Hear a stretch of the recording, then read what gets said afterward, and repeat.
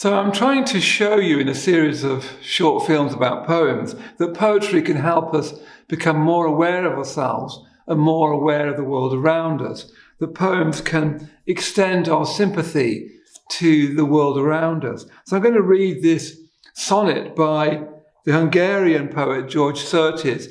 He was born in Budapest and he came to England as an 8-year-old after the 1956 Hungarian uprising.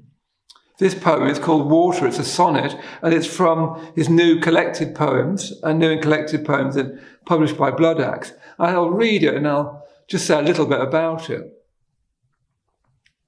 Water.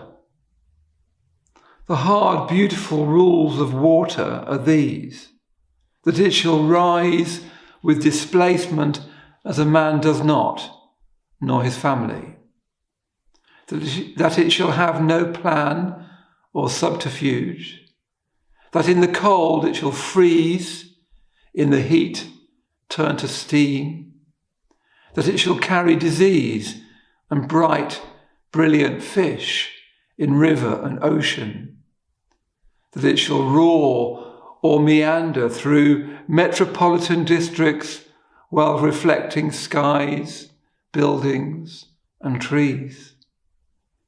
And it shall clean and refresh us, even as we slave over stone tubs or cower in a shelter or run into the arms of a loved one in some desperate quarter where the rats too are running.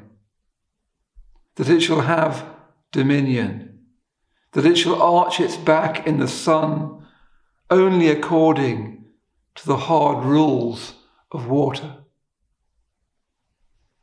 Again, a wonderful poem, a rhyming poem. I don't know whether a rhyming sonnet. I don't know whether you got that. But for me, it's this beautiful kind of tribute to water, but it's got this kind of frightened background, hasn't it? It's got disease. It's got running in the arms of a loved one in some desperate quarter where the rats too are running.